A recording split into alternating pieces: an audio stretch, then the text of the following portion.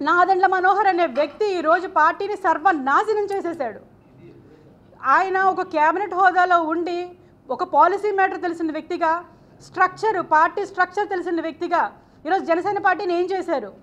పవన్ కళ్యాణ్ గారు మొన్న మీటింగ్లో, తాడేపల్లిగూడెం మీటింగ్లో చెప్తున్నారు, మనకి పోల్ మేనేజ్మెంట్ లేదు, బూత్ మేనేజ్మెంట్ లేదు, వాళ్ళకి 40 years, తెలుగుదేశం వాళ్ళకి 40 years అనుభవం ఉంది, కాబట్టి వాళ్ళకే మనం ఇద్దాము, వాళ్ళతో పాటు అడుగులేసి నడుద్దాము, వాళ్ళతో సమానంగా నడుద్దామని చెప్పడం జరిగింది. పోల్ మేనేజ్మెంట్, బూత్ మేనేజ్మెంట్ లేకపోవడం అనేది ఇన్ఛార్జీలు తప్ప. ప్రతి నెలకు ఒకసారి ఇక్కడికి వచ్చి క్లబ్లో ఉండి నాదెండ్ల మనోహర్ అనే వ్యక్తి ఇక్కడికి వచ్చి క్లబ్లో స్పెండ్ చేసి ఒక డే అంతా కూడా ఏదో మీటింగులు పెడుతున్నామని చెప్పేసి 3-4 రోజులు ఇక్కడే స్పెండ్ చేసి పోల్ మేనేజ్మెంట్ కానీ బూత్ మేనేజ్మెంట్ కానీ చేయకుండా ఏం చేస్తున్నారు?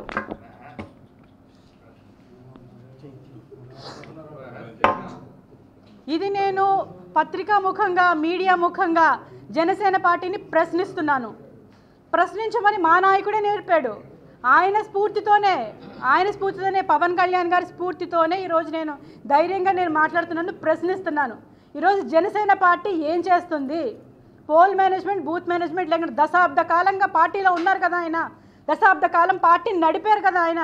ఇప్పటికీ కూడా పోల్ మేనేజ్మెంట్, బూత్ మేనేజ్మెంట్ లేదు అంటే ఎవరి వైఫల్యం కారణం ఇది? ఖచ్చితంగా పవన్ కళ్యాణ్ గారు, నాదెండ్ల మనోహర్ గారు కూడా ఇందులో దీనికి సమాధానం చెప్పి తీరాలి. అంటే ఇంతమంది జన సైనికులు, పవన్ కళ్యాణ్ గారు అంటే పడి చచ్చిపోయే యువత షర్టులు చింపుకొని చెప్పులు కూడా లేకుండా ఆయన కారు వెనకాల పరిగెడుతుంటే ఆయనకి ఇంత కూడా జాలి కలగట్లేదా? వాళ్ళ భవిష్యత్తుని ఈరోజు సర్వనాశనం చేసేశారు. దశాబ్ద కాలం అంటే ఒక జనరేషన్ పోయింది. ఒక జనరేషన్ ఆయన వెనకాల తిప్పించుకొని మా నాయకుడు సీఎం అవుతాడు అని కలలుగానే ఈ యువత ఈరోజు ఏమైపోవాలి? ఇప్పటికీ వన్ సైడెడ్గా మా నాయకుడు ఏదో చేస్తాడు, ఏదో ఉద్ధరిస్తాడు, ఈరోజు బీజేపీని, టీడీపీని కలిసి కూటమి ప్రభుత్వం ఏర్పడుతుంది, మాకేదో జరుగుతుంది, మాకేదో మంచి జరుగుతుందని కలలుగానే యువత ఈరోజు ఏమైపోతుంది? కలలుగాను అని స్టేజ్ల మీద ఊకదంపుడు ఉపన్యాసాలు ఇవ్వడమే కానీ యువతని ఈరోజు అడ్డంగా గాలికి వదిలేసిన పరిస్థితి, ఈరోజు వాళ్ళ భవిష్యత్తు నాశనం చేసిన పరిస్థితి ఈరోజు జనసేన పార్టీ చేస్తుంది. వీళ్ళంటికి చెలించి ఇంకా ఉండలేక, నాదెండ్ల మనోహర్ గారు చేస్తున్న అకృత్యాలు చూడలేక, పవన్ కళ్యాణ్ గారు చుట్టూ ఉన్నటువంటి మనుషులు, హరిప్రసాద్ గారు, రాజకీయ కార్యదర్శి హరిప్రసాద్ గారు, అదేవిధంగా చక్రవర్తి, అదేవిధంగా కేకే, వీళ్ళందరూ మనుషుల్ని ఇలా దగ్గరికి రానివ్వరు. పవన్ కళ్యాణ్ గారి దగ్గరికి ఏదైనా చెప్దామన్నా, ఏదైనా చేద్దామన్నా సరే ఈరోజు పరిస్థితి లేదు. అక్కడ ఎంతసేపు ఒక క్వార్టరీ ఒకటి మెయింటైన్ చేస్తారు, ఒక కాపు క్వార్టరీ మెయింటైన్ చేస్తారు. ఆ క్వార్టరీ దాటి ఇంకొక సామాన్య మానవుడు ఎవ్వరు కూడా వెళ్ళలేని పరిస్థితి. ఈరోజు అక్కడ ఇప్పుడు ఇంతమందికి టికెట్లు లేవు, సరే నాకు టికెట్ లేదని నాకు బాధ కాదు, అట్లీస్ట్ పిలిచి అమ్మ టికెట్ ఇవ్వలేకపోతున్నాం, దశాబ్ద కాలం వెయిట్ చేయండి, లేదా 2 దశాబ్దాలు వెయిట్ చేయండి, నేను మీకు ఉన్నాను, మనం కలిసి పనిచేద్దామని ఒక్క మాట అనని వ్యక్తి.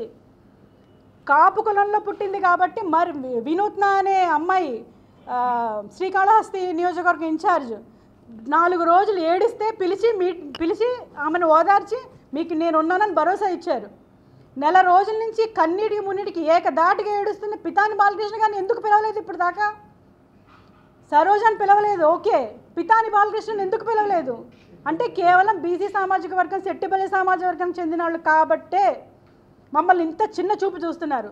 మహిళలకైతే జనసేన పార్టీలో ప్రాధాన్యతే లేదు. మహిళలు కేవలం పని చేయడానికే పనికొస్తారు అంతే, వేరే ప్రాధాన్యత లేదు. నిన్న కూడా మహిళలతో మీటింగ్ పెట్టారండి పవన్ కళ్యాణ్ గారు. అక్కడ పిలిచి కూర్చోబెట్టారు. ఏంటి అంటే రాబోయే 2029 ఎలక్షన్లో మీకు 1/3 సీట్స్ వస్తాయి, అప్పుడు మీకు నేను ఇస్తాను అని చెప్తున్నారు. మరి జనసేన పార్టీకే 1/3 సీట్స్ వస్తాయా, మరి మిగతా అన్ని పార్టీలకు కూడా వస్తాయో నాకు అర్థం కాలేదు మరి ఆయన చెప్తుంటే. అక్కడ కూర్చోబెట్టి మీలో మీరు మాట్లాడుకోండి, మీలో మీకున్న సమస్యలు తేల్చుకుని ఒక నోట్ రాసి నాకు ఇవ్వండి, నేను దానికి రెస్పాండ్ అవుతాను అని చెప్తున్నారు అని చెప్పి అక్కడి నుంచి వెళ్ళిపోయారు. మహిళలు మాట్లాడుకుంటున్నారు. అంటే నా పాత్ర ఏంటి, ఆ వీర మహిళల్లో నా పాత్ర ఏంటో నాకు అర్థం కాలేదు. అక్కడ ఒక మేయర్గా చేసి అక్కడున్న రీజనల్ కోఆర్డినేటర్లు మిగతా వాళ్ళందరితో కూర్చోబెట్టి నా పాత్ర ఏంటో నాకు అక్కడ అస్సలు అర్థం కాలేదు. నాకు అర్థమవుతుంది ఇంకా బీసీలకి, ముఖ్యంగా మహిళలకి, అక్కడ ఉంటే ఊచకోత కోస్తారు, పాతరే, వాళ్ళ లైఫ్కి వాళ్ళందరూ కూడా స్టార్టింగ్ స్టేజ్లో ఉన్నారు, వాళ్ళ కెరీర్ స్టార్టింగ్ స్టేజ్లో. నేను ఒక మేయర్ చేసి ఒక కెరీర్ కొంచెం ఒక అడుగు ముందుకేసి ఉన్నాను నేను. అంటే నా కెరీర్ నాశనం అయిపోతుంది, అక్కడ అంతమైపోతుంది. జనసేన పార్టీ అనేది ఒక రెసిడెన్షియల్ కాలేజ్ అండి. అది అటెండెన్స్లు వేసుకోవడము, సెల్లలు బయట పెట్టి మీటింగులకి వెళ్ళడము, ఒక కార్పొరేట్ ఆఫీస్ లాగా మెయింటైన్ చేస్తారు దాన్ని. ఇలాంటి పార్టీకి నేను ఇవాళ రిజిగ్నేషన్ ఇవ్వాలని మేమిద్దరం కూడా నేను నా భర్త కూడా ఎప్పుడు అనుకోలేదండి. పవన్ కళ్యాణ్ గారిని వదిలేస్తాను అని నేను ఎప్పుడు అనుకోలేదు. అందుకే నేను ఆ బాధ చెప్పలేకపోయాను, అంతే అండి. ఈరోజు నేను నా ప్రాథమిక సభ్యత్వానికి కానీ మా వారి ప్రాథమిక సభ్యత్వానికి కానీ నా జనసేన పార్టీ రాష్ట్ర కార్యదర్శిగా కానీ నేను ఈరోజు రిజిగ్నేషన్ చేస్తున్నాను. మీ ముఖంగా పత్రికా ముఖంగా ఈరోజు ఆ విషయం తెలియజేయడానికి ఈరోజు ప్రెస్ మీట్ ఏర్పాటు చేయడం జరిగింది. దయచేసి నేను అందరినీ కోరుకునేది ఒకటే, శెట్టి బలిజలు మరి ఇప్పటికైనా కళ్ళు తెరిచి మనకి రాజ్యాధికారం కావాలి అనుకుంటే మనం ఎమ్మెల్యేలు అవ్వాలి, మనం మినిస్టర్లు అవ్వాలి, మనం ఎంపీలు అవ్వాలి. అంతేగాని ఎవరికో ఎప్పుడు ఊడిగం చేస్తూనే కూర్చుంటే ఇంకా మాకు రాజ్యాధికారం అవసరం లేదా? ఇంకా ఇవ్వరా మాకు రాజ్యాధికారం? ఒకళ్ళేమో రెడ్ల పార్టీ అని,